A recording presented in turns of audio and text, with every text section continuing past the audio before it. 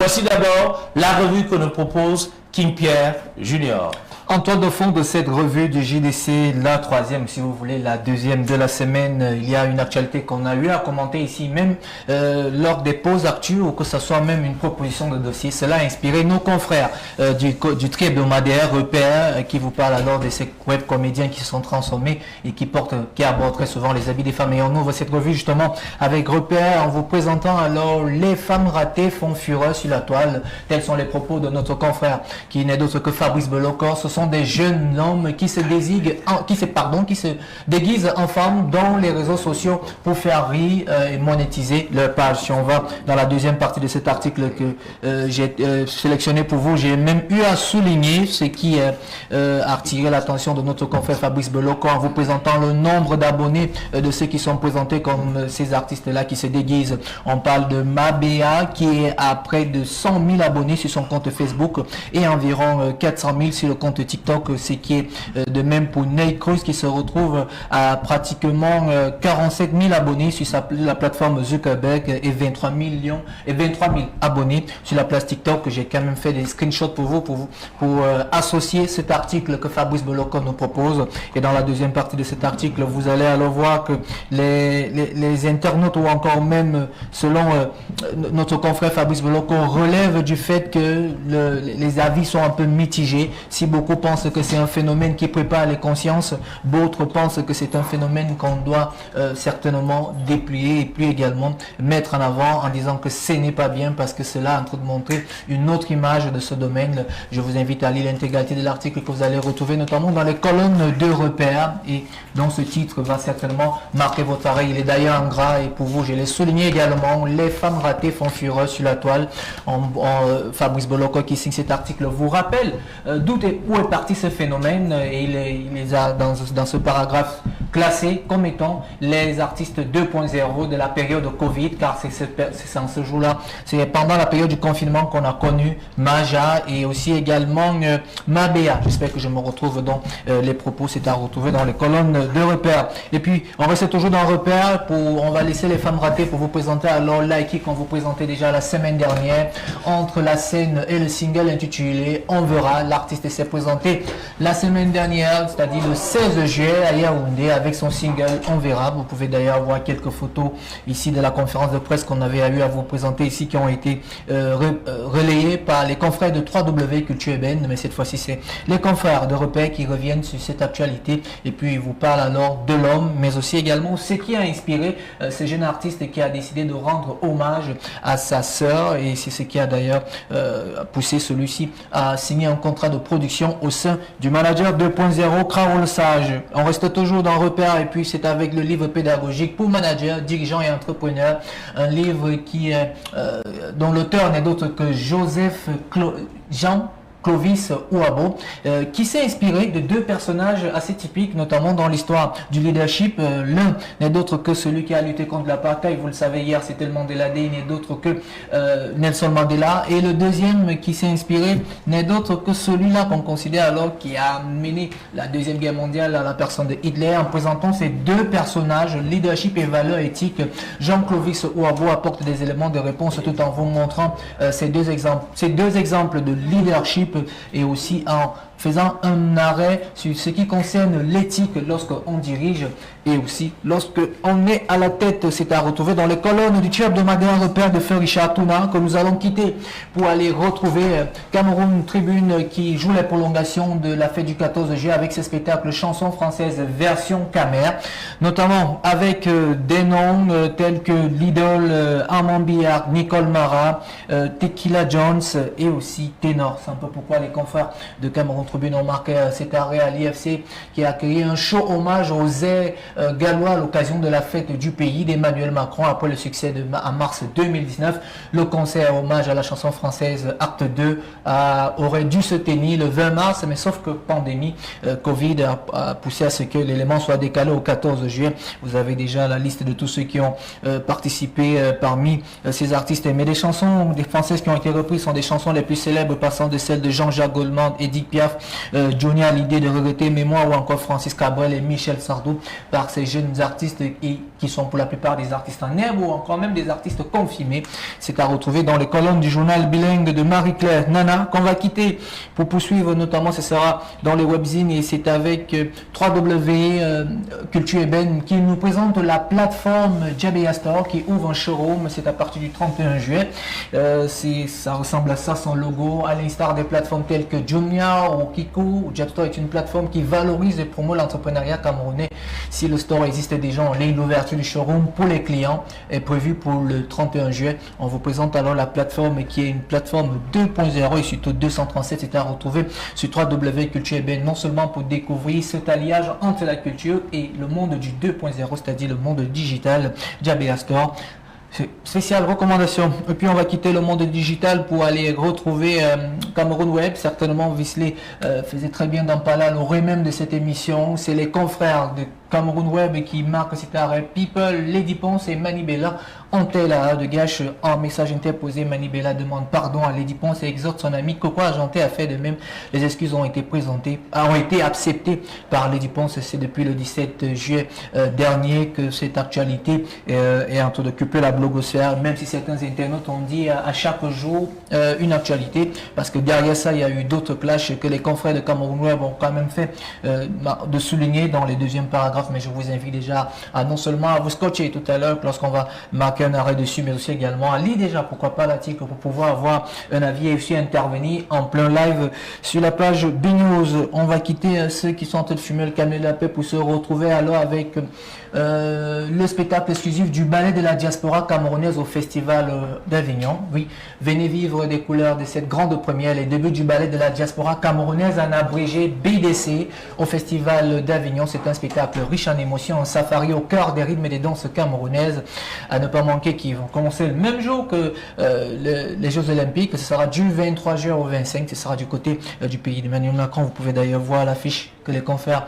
de Mobutu ont décidé de nous proposer, mais également il vous parle de cette association, comment est née l'association du ballet de la diaspora camerounaise, et aussi également en vous présentant les différents visages. En deuxième partie de cet article, en plus de comment est née, il y a également la réalisation du ballet de la diaspora camerounaise, ce qu'ils ont eu à faire aujourd'hui, et la présentation du spectacle en lui-même qui va se tenir du 23, 24 et 25 juillet. Cela tombe bien puisque pour une fois, je crois que si je ne me trompe, en une semaine, et au moins c'est des bonnes nouvelles qui viennent de la diaspora, et ceci ça concerne ceux de la culture qui ont décidé de vendre les 4 airs. Vous pouvez le voir là à travers cette photo où le vestimentaire des 4 airs camerounais sont représentés. C'est à retrouver sur www.ubuntu. Et puis on va quitter le monde de la danse pour aller retrouver alors l'art culinaire, et c'est avec les confrères d'Africa News, les chefs afro-américains qui réclament plus de visibilité et de reconnaissance, et c'est d'ailleurs ce que nos confrères de Africa News ont eu à poster, et c'est l'agence française de presse qui a relayé cela sur son compte Twitter personnel. En deuxième partie de cet article, comme vous pouvez voir, il y a quelques mets qui sont présentés, et parmi ces mets j'ai quand même souligné pour vous, puisque j'ai pu voir le gombo, oui, le gombo qui apparaît notamment dans ces articles là. Voilà, c'est ce que j'ai souligné pour vous. Durablement transformé par l'esclavage, la cuisine américaine porte encore les marques. Certains plats emblématiques comme le Carolig, le mac and cheesy, ou ont été popularisés par les chefs esclaves, et nombre d'ingrédients, les cacahuètes, le gombo ou la pastèque ont été rapportés d'Afrique, explique l'historien Kelly Des, auteur d'un livre sur le sujet. Spécial papier que je vous recommande, jamais assez bon, mais surtout un papier qui va jusqu'à la période de l'esclavage, pour vous dire qu'en plus des noirs qui ont été transportés du côté du pays de l'oncle Sam, il y a aussi également le côté art culinaire qui faisait partie de ces valises, peut-être certes tristes, mais qui aujourd'hui font la fierté de ces noirs afro, d'où cette revendication des afro-américains qui revendiquent en ce que le milieu de l'art culinaire puisse mettre en avant l'Afrique, car la visibilité est méritée. On va toujours rester dans le monde de l'art culinaire, et cette fois-ci on va quitter les États-Unis pour aller retrouver la Côte d'Ivoire. Comment la Tiéké peut conquérir les fast-foods du monde entier? C'est la question que se posent les confrères de Jeune Afrique spécialisés spécialité culinaire des Ébriers de Côte d'Ivoire. La tiéké est l'une des composantes avec le thon frit du garba et en voie de labellisation, c'est ce qu'il faut retenir. Se décline sous plusieurs formes selon le calibre de grain et l'une de ces formes, souvent de troisième gamme, est avec du thon frit, une des composantes du garba, un fast-food local qui détient indubitablement la palme d'or au menu de la rue.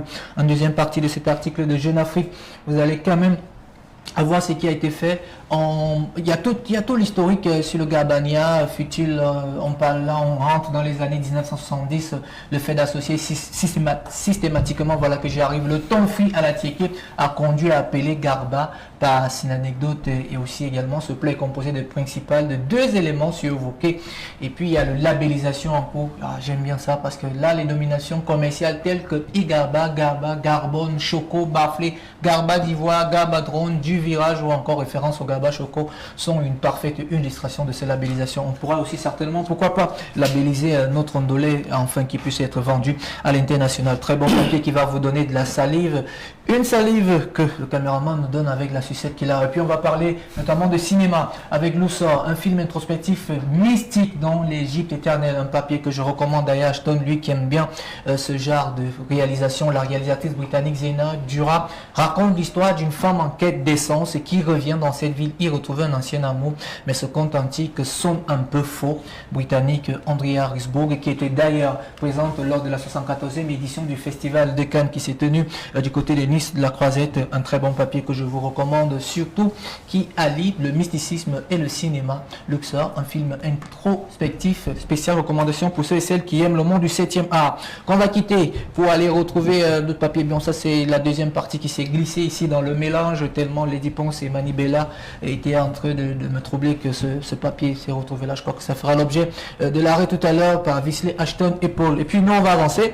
C'est avec Animation, le nouveau clip de Fally Ipupa qui rend hommage à Arba, pour ceux d'entre vous qui Amba, voilà que j'y arrive. Il s'agit ici du Ahmed Bakayoko de regretter mémoire, l'artiste congolais de Kinshasa. Fally Ipupa est de retour dans les bacs avec une nouvelle chanson intitulée Animation qui on est déjà pratiquement à 65 000 vues sur ce compteur YouTube. Lui alors, pour ceux qui suivent sa musique, notamment Raïm, notre monteur à longueur de journée, n'arrête pas dans certaines chansons de parler de Ahmed Bakayoko comme demi-dieu. C'est peut-être la raison pour laquelle il a décidé de lui rendre hommage en musique. Et les confrères d'Afrique.com de l'Ouest nous ont fait parvenir cet article en nous présentant alors Fally Ipupa avec le titre Hommage à Amba. Voilà que j'y arrive.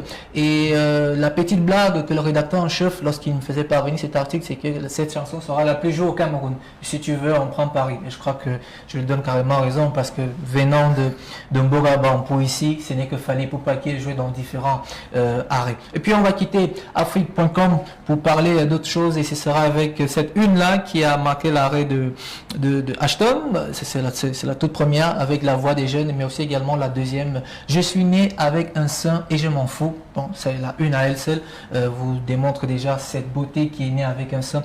Et plus bas, ténor prépare sa fuite du pays. Je ne sais pas pourquoi les confrères ont eu à rédiger ça. C'est un peu trop cru et ça fait un peu mal de pouvoir lire ça. Il y a d'autres actualités que vous pouvez retrouver dans la voix des jeunes. Et puis tout à côté, vive le roi. Émile Parfait Sim, le CEO du groupe Sim Group, a été élevé au rang de la dignité du roi au Ghana. C'est son implication notamment dans l'essor de l'économie ghanéenne et la résultante de cette reconnaissance d'un papier que je vous recommande de lire. Et puis, pour conclure, ce sera pour conclure. Ah non, avant ceci, il y a quand même, c'était assez drôle parce que ça, c'est un confrère de Libération du côté de la France qui m'a fait parvenir cet article en vous présentant. Alors, ils ont suivi 36 photographes qui ont fait des ordures, des pièces qu'on va dire un peu des sculptures qui tournent autour, notamment du monde des arts plastiques, en vous présentant alors ce qui se fait du côté du Congo.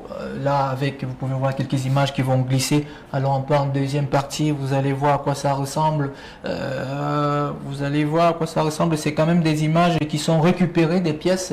Là par exemple, vous avez tout ce qui est plastique qui sont jetés. Vous pouvez reconnaître des carafes. Ici ce sont des vieilles chaussettes pour ceux qui n'en portent plus. Là vous avez des boîtes de conserve entre autres et qui vous présentent alors les différents hommes. Et puis dans la deuxième partie vous avez là des canettes. Et puis quand on parle de canettes, un clin d'œil à Paul Ultimo. Et puis moi j'ai bien aimé ceci. Là ce sont des disques et également des CD qui sont sont devenus carrément des objets de décoration s'il a réussi à faire un objet d'abstraction qui tourne autour de la plastique. Ça peut inspirer le Njunju de Daido qui a également proposé autre chose pour le Cameroun. Et là, vous avez le sac Bajok, c'est très illustratif et aussi également artistique. Ce sont les confrères de Libération qui l'ont présenté.